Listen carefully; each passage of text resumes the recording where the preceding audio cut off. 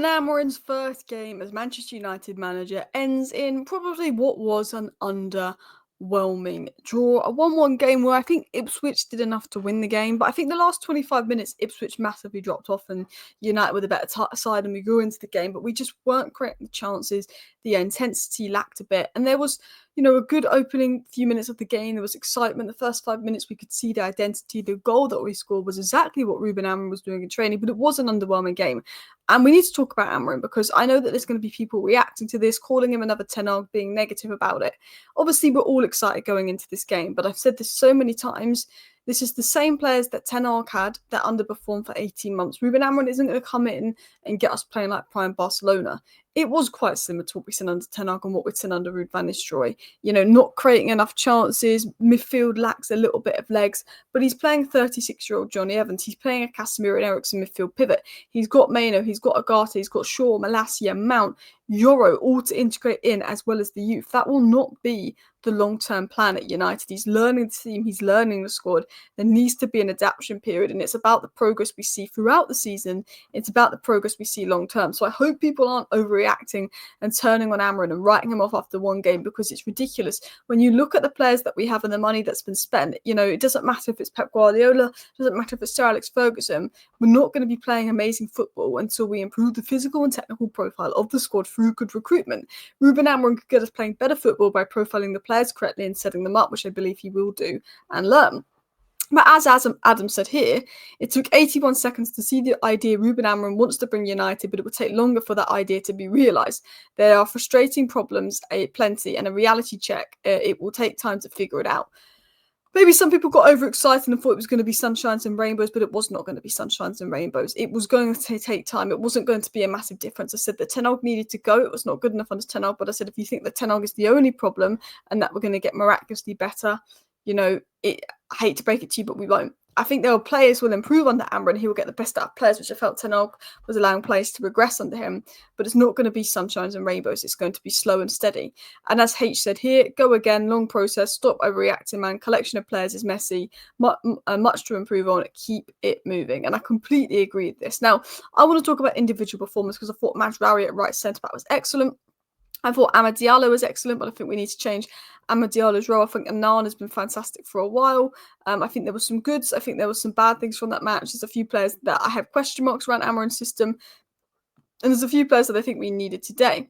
But overall, this is what I said. Mazraoui and Onana were standout performers today, but overall it was flat and an underwhelming display. This isn't on Amorim. The squad he inherited as a lack of physical and technical ability needed to execute his style of play effectively.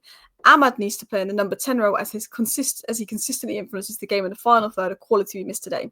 The only things that ever happened in the final third, which was right at the end and right at the start, came through Diallo. And we know Garnacho wasn't having the best game. I think Garnacho would be more suited out wide and Ahmad would be more suited in central areas. And I'm going to dive into that in more detail in a second. But as the United faithful said here, I understand the excitement when Ruben Amorim was appointed, but if you think he's suddenly going to transform the team overnight after 4 training sessions, you're living in dreamland.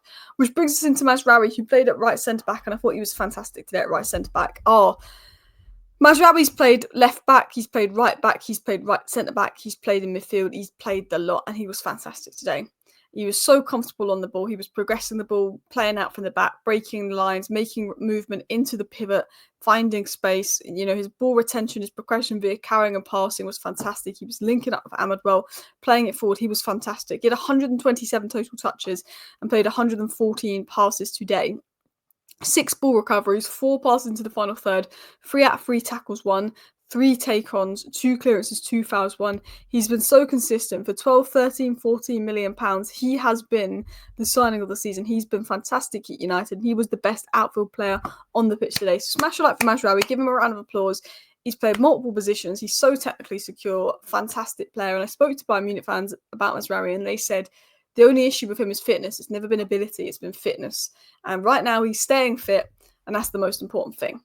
The second best outfield player on the pitch was Diallo, who I felt did a really good job at right wing back, but was wasted there.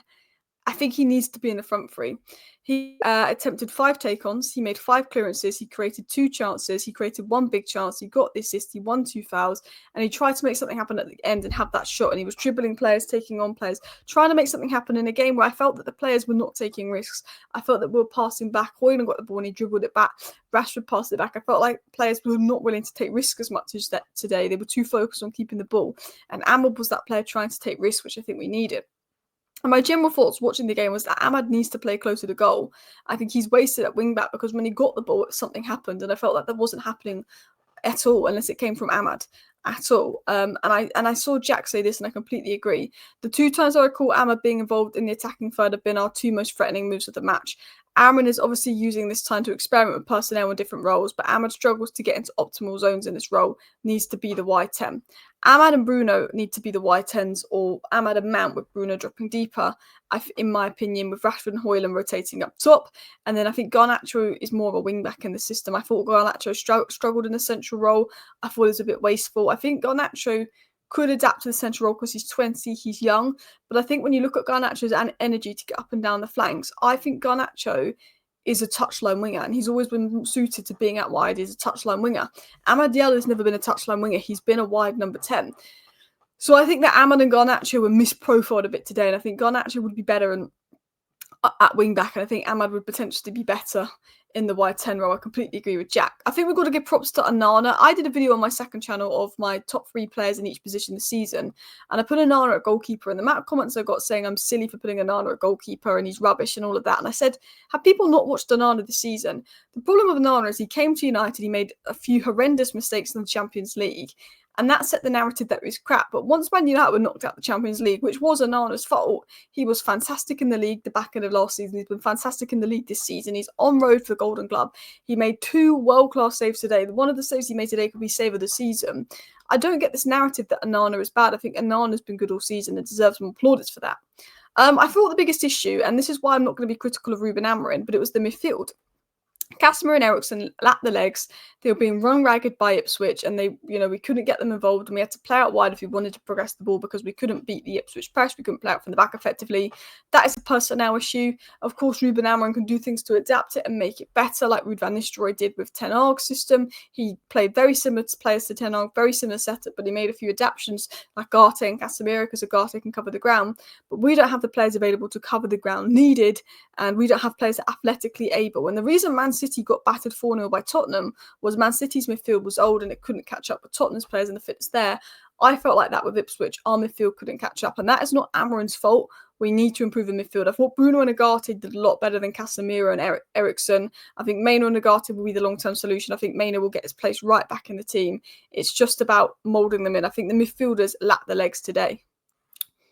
And as said here by Pythagoras and Boots, might be isolated to this game, but United cannot afford to have midfield long term. The lack of legs is alarming. Whether Ipswich are in transition, wing-backs are doing a great job to cover.